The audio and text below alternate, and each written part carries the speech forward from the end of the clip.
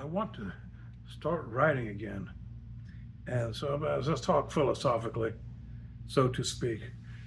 And then it always triggers ideas for the writing, live writing, so to speak. Uh, and the next, I wrote Jesus and the Unabomber to start. And it's about, they both get an A for effort, but it's about early childhood trauma and them really not knowing what they were after while they were after it. Eventually, Jesus, and I'm not a Christian, so when I say that, don't think I'm proselytizing all of a sudden. But the person, when you see him as a person and you start reading the Gospels, the first thing you see is the circumcision story and the horrified witness. And then, and this is, of course, something that the mother reports after the fact, much later when she's asked what was up with your kid. That same thing happened with Ted Kaczynski, the Unabomber. They caught him and they went to the mother and asked her, "What can you tell us about him?" And she told the story of him being slaughtered in his ninth month, just as the mother of Jesus told the story about him being slaughtered on his eighth day. Now, this trauma, uh, the one that Ted suffered and the one that Jesus suffered, they're not the same for everybody. They vary in severity and they vary in recovery, and neither of them recovered sufficiently to regain their balance. A terrible dysregulation was what trauma does to everybody. Uh, it's algorithmic, so to speak, even though we can never know uh, what all of the variables are. So um, that that Christianity did manage to eschew circumcision was wonderful, you know. But at the same time, all this fantasia came in, or the fantasia came in first, or there never would have been any Christianity, and that caused the people that are members of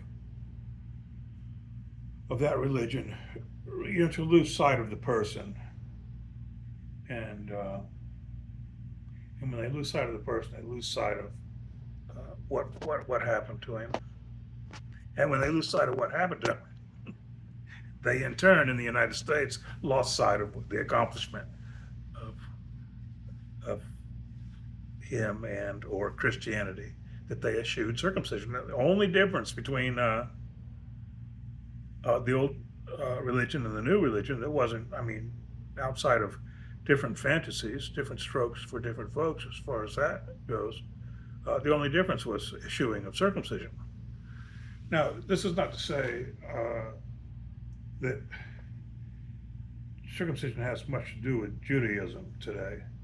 I mean, it'll never change that in the Torah this was written about: you circumcise your son on the eighth day or we're going to kick you out of the tribe. But that was then and this is now. I mean, it's a relic, and Judaism has given up many of their rules, their laws, their mitzvah or mitzvot.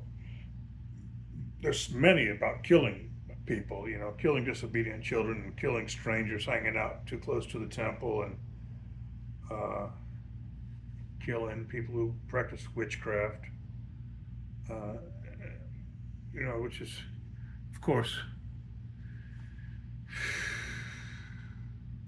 puts us all a little bit on the autism spectrum, because cutting the genitalia of a child because you think you're making a covenant with God is witchcraft. I mean, not the good kind, because if the good part of religions are that they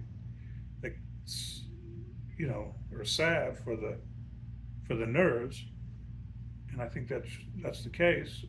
Then it has to be that true for everyone involved. You can't, mesmerization has to be pleasant for everyone involved, or it must be eschewed. The fantasia that is almost always pleasurable has to have its bubble burst if it decides that, well, we're going to tie this child down and skin is genitalia, uh, then somebody is certainly not enjoying the fantasia. So um,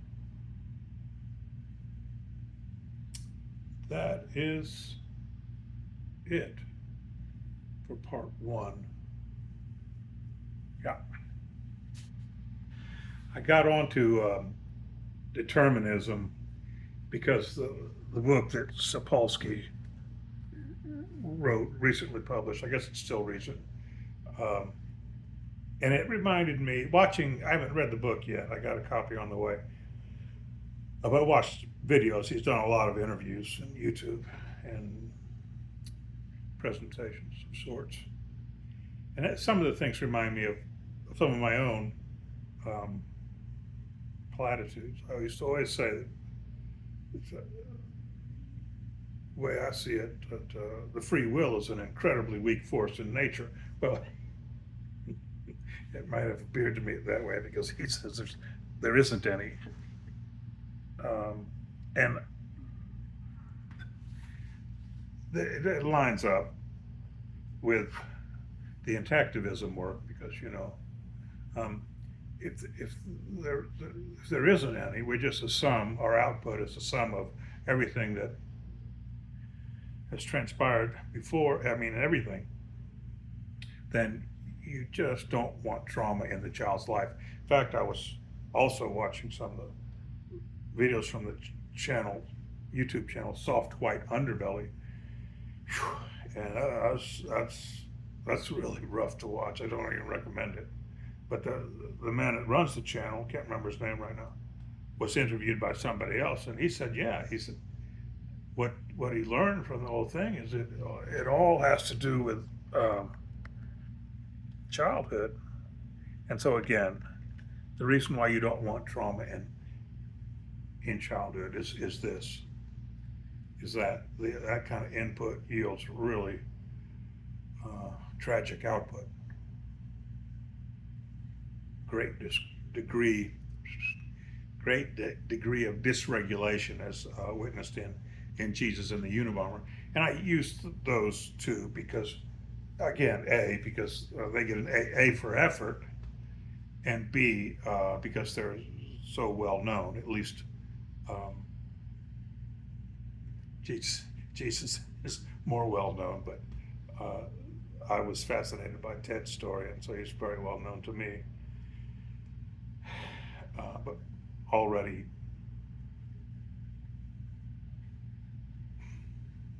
whatever, he might be more well known in the future, but already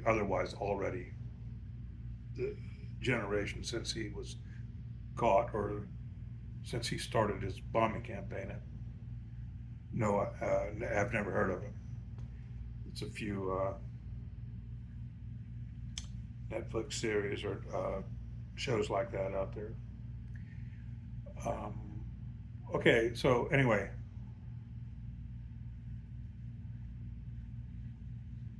you know, how this escapes people is quite the puzzle. But you have to look at this other examples. I often use the examples of slavery and of Nazism, but when you see large groups of people doing the same thing, and that now is really considered quite socially inappropriate, morally inappropriate. And when this gets back to Sapolsky, there's no blame, because the output is just a sum of all of the input. But anyway,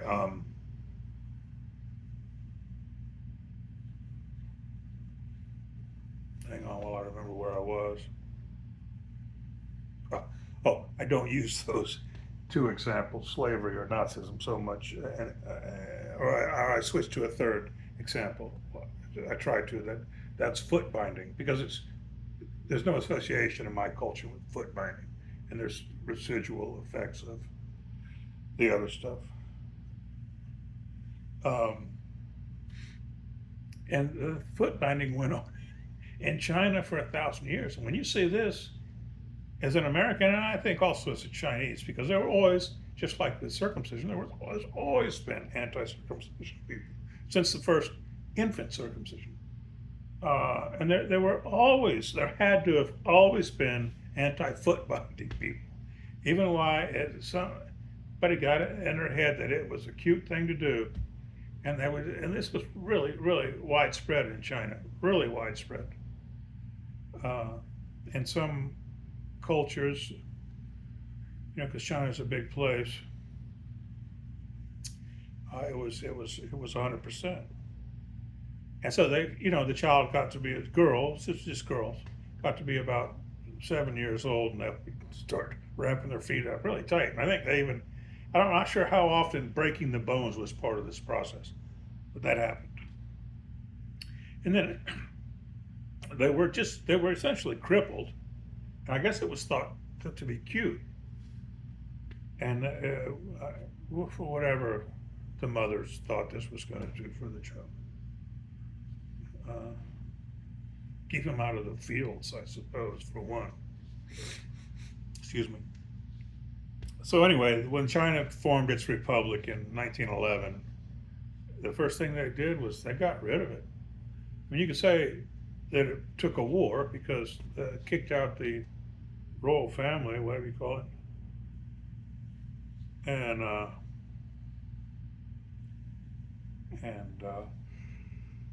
they ran away to stop it, and something that had been everywhere went to nowhere in one generation.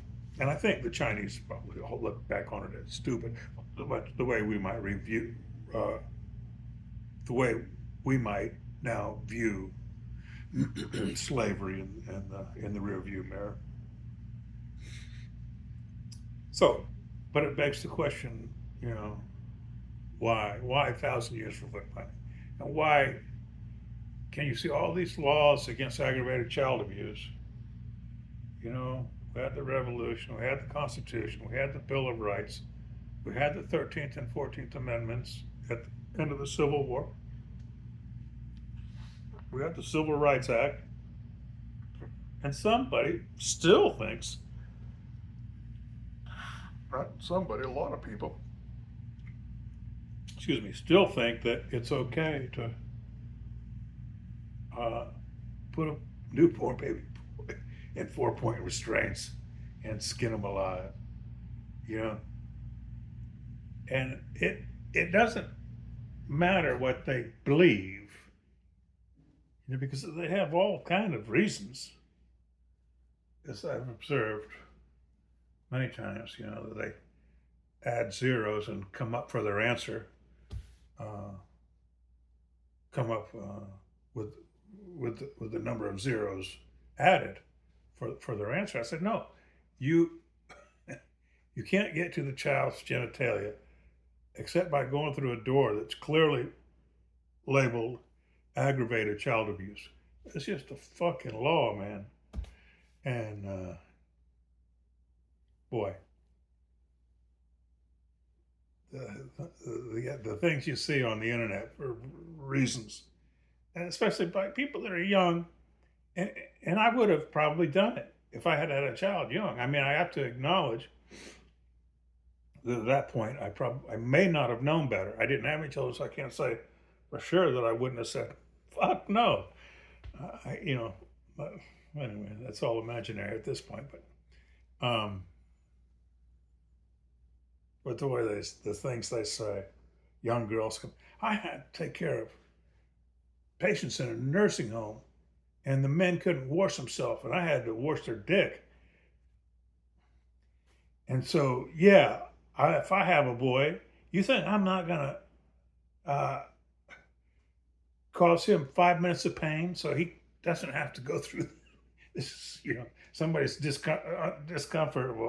uncomfortable at the very end of their life. And so the solution to her is, well, let's make them uncomfortable for their whole life. So nobody has to wash their dick when they're incapacitated at the very end of their life. Okay. And so they also don't know anything about trauma, even though how could you not know in this day and age? Even the Centers for Disease Control, which you might say is one of those committees that doesn't evolve none too fast. They have a page up on their website now about adverse childhood experiences, and they say it dysregulate the fuck out of the child. So no, trauma's not 5 minutes; it's there for life. I mean, just go watch that show, Soft White Underbelly, on YouTube, and perhaps read this Sapolsky book, Determined. And of course, he catches all kind of heck when it turns into this great debate about it. It's really not much to do with the notion. It's a meditation in a way, and perhaps some people find it comforting and some people find it frightening. But you just can tell yourself, whatever's happening right now, whatever's happening right now, it's just a sum. It's a sum of everything that is. And even Sapolsky said, I don't feel like I'm creating this book. It's coming through me because of, my past, and this happened to be what I studied for whatever reason, brain science and primatology. And I see. I've also, one of the thoughts I've also had before. I'm just writing down. I'm just reporting what I've discovered in the last 66 years. And it just so happens that my long-term focus was on this. I just jumped thoughts there, and so I lost it again. But in fact, the long-term aspect, when I was spun as a very young child, I mean, already when I developed a consciousness and ability to remember things from I was like, what the hell? What in God's name happened? And when I was growing up, I used to be told a couple of stories. One of them was that when I had Osgood Schlater's disease on my knees, or no, not that one. It was just water on the knee, whatever that is. But this is before my memory. So this is one of the stories I was told. And so that took me to the doctor. He put a needle in and drain the water off. And then they put me in my crib and put a cover on it because I wasn't supposed to stand up for a while. So I would have been a toddler. But I don't remember it. So I'm thinking, oh, geez, man. That could have been really hard on me. And so, I'm theorizing. This is decades. And different things, there was, in hindsight, now at my age, my mother was quite the screamer, and it wasn't insulting, or it wasn't directed. It just covered the whole environment. And I don't know where they got, everything else comes from our childhood. And certainly, in talking to one of her sisters in her latter years, it was up there when my mother was a child, and you don't know exactly why, and something that she didn't know. And my father was kind of emotionally mute. And I know a little bit more about his childhood. So this is this way with two people have the same kind of defects that for some reason get them hooked up. And so it was, so that was a bit chaotic. But then the other story that I was told when I was growing up, my mother told me, I used to rock you to sleep every night for the first, or not used to, I rocked you to sleep every night for the first 3 years of your life. The next brother was born. I was the fourth child. The fifth child was born on my birthday 3 years later. But anyway, and I misunderstood the story, because it was like there was another sentence there, and she never said it, and I assumed that was the whole story, like she was clinging to me. Maybe thought I'd be the last child. She just loved it and just wanted to rock me to sleep every night. The first three. Well, I was, I think, in my 40s. I'm 66. And I think I had already, I don't remember, some things that are so far back, I can't remember quite the sequence of events. But when I was in my 40s, I said, "What did you?" She probably said that story again. I said, "Well, uh, what were my older siblings doing?" Again, I was number 4. When when you were rocking me to sleep, she said they were sleeping. You wouldn't settle down. And I was like, oh, it had a completely different meaning than the one I assumed. And so that blew up my water on the knee theory. I wasn't fixed, but it was just one of them, you know. And I said, oh, so it was even before that. What comes before that? God damn. You know, you meet the, the most unhinged, disturbed person that you're going to meet in your whole life. You meet them on your 3rd day of life. I mean, that's fucked up. So, at some time in that, I have to see what year Kaczynski was caught, because I was not following that story closer than anybody else, because you only saw an article in the paper every once in a while because nobody knew who he was. And so I'd read one of those articles about a bomb and the Unabomber, and I was like, I wonder what that guy's up to. And so then um, the manifesto was published. I heard that was going to come out because I was still reading newspaper articles back then. And then I don't know how hard I tried to get a hold of one of the newspaper copies. What I do, wasn't available in my area. And so I said, well, eventually I'll see it. And then one day I was in the bookstore where I was often. This was, again, before the internet, or before it was so widespread. I was in the bookstore, and I wasn't looking for that book in particular. I was just always searching for a gem. But I turn around, there's this big cardboard container with this big stack of the biography that they just published it right away after the manifesto came out. And the journalists who had been following him and had that filled in the blanks with the manifesto and with him being caught, with the mother and brother being interviewed. Boom, here comes this biography. Mad Genius was the first one. The only one I've read. But, there was a point I was going to make about that too. Now it carried on so long I forgot what it was.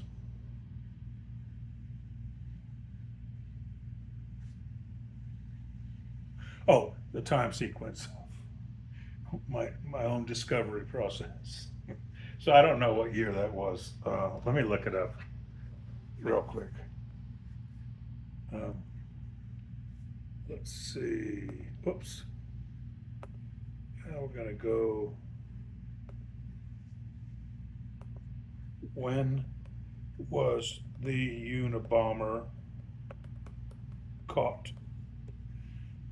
1996. So that was 24 and 4, 28 years ago. 28 years ago.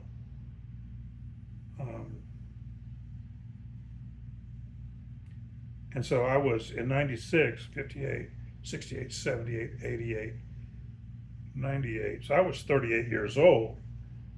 And so I don't know if by then I had become an intactivist. Because I think it was after 1996 that my mother finally finished that thought for me about why she rocked me to sleep every night for the first 3 years. And it dysregulated me quite severely because I never was able to commit to a relationship or anything like that. And you go up, when you get traumatized, you kind of, one of the things that happens is you go up into your head and you get stuck there and you end up coming out. Speaking of Jesus and the Unabomber. And so that was that. So I did a lot of reading and a lot of drinking. I mean, I was quite fortunate that I never ended up homeless or haven't so far. Uh, and so then when I was already trying to write this piece, the Jesus in the Unabomber piece. I had already been after that for a long time. It was very frustrating. I mean, I actually started writing when I was trying to write when I was about 15 years old, and I was desperate to express something, but it was this same discovery process that uh, these sorts go through. The writing is completely unfocused because you're not really sure what you're trying to say. You just have this desperate need to say it. And when I read the Unabomber book, and then I went back and forth. I would read the Gospels because I had read the Gospels sometimes. I mean, after being come up in the Catholic Church and being scared to death there, and nothing, nothing sinking in, nothing hooking me in the very least. Uh, so I suffered significant trauma in my mid-20s as well, which just drove me further down into the labyrinth. And so then yeah, I was reading the Gospels. Well, I say I did it maybe in my late 20s, early 30s. I said, well, why didn't you just say so? Because I saw a naturalist. I saw, you know, a kind of a fundamentalist, naturalist person. Look at the birds of the air and the lilies of the field. And they don't sow seeds or stow away in barns, and they do just fine. I don't necessarily do just fine. you know, they live as long as I live, and they expire, and so do we. But so I read the gospel. And then later I go, okay, this reminds me of. He reminds me when I read the Kaczynski biography. Oh, he reminds me of this guy that I read about in the Gospels, and so then I would read the Gospels again, and then I would read the Unabomber Manifesto again, and the Unabomber Manifesto is super dense, and there's not really a lot to get it from it that's not obvious on its face to begin with, but when you read it, you kind of study in the writer in that sense. Same with Jesus and reading the Gospels. You're studying the writer, and then you almost like a psychologist might do, or a psychiatrist. You remove the individual person, or sort of like forget about what they're saying, and look at what happened to them. Look at the things that happened to them, and then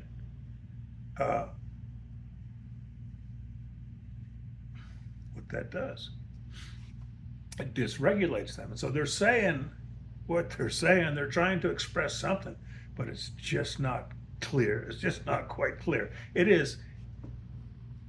I think in the end of the story of Jesus, it is quite clear. If you look at the Gospel of Thomas, Part 4, if you look at the first thing you encounter is his trauma, it is circumcision, and then in the first 4 books of the New Testament, you see him saying, you circumcise a man on the Sabbath. What is it to you if I make him whole again on that day, which you cannot do?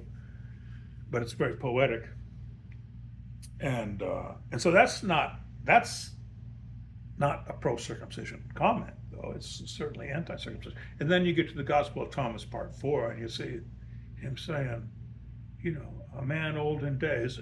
I don't know why it has to be always so poetic. You just say it. What you're trying to say, fuck circumcision. But he says, a man old in days will ask a small child, 7 days of age, the meaning of life, and he will live. It says 7 days because on the 8th day is when God told everyone to cut the child. It's going to kick him out of their tribe, kick him to the curb, as it were.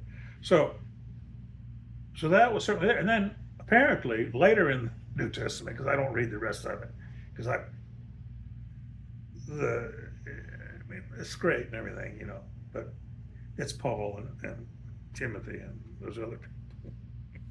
But apparently in that part, because I've been in that activism a long time, and that activists tend to gather this stuff together. Paul was very, very hard on circumcision. And I've even seen then you go, oh, when you're debating these people on the internet, they'll say, no, and somebody doesn't see it that way. It says in the circumcision doesn't. As Paul said, it doesn't matter if you're circumcised or not circumcised. Yeah, that to get into Christianity doesn't matter because you didn't do that to yourself if you were a child. But once you're in, you don't fucking do it anymore, for fuck's sake. And but now it's completely lost on American Christians, completely lost.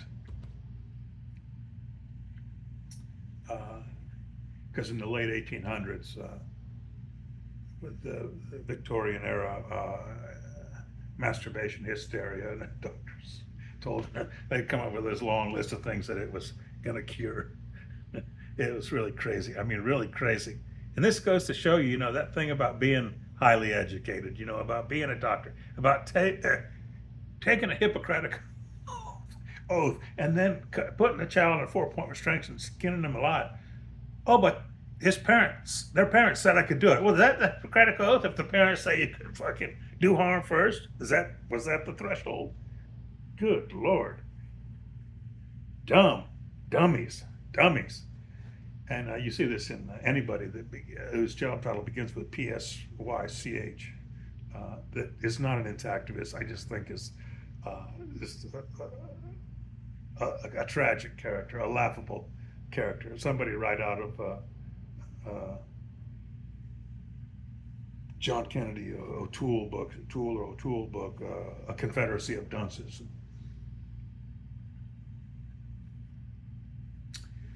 Anyway, I should get a couple pages of writing out of that. And I think the next one is going to be titled The Manifest Injustice of Genital Cutting. Because in my third lawsuit, which is now in the appeal court, I'm not educated in the law either, but I'll use anything I can think of. That it's a manifest injustice is just, clear as it can possibly be. Thank you.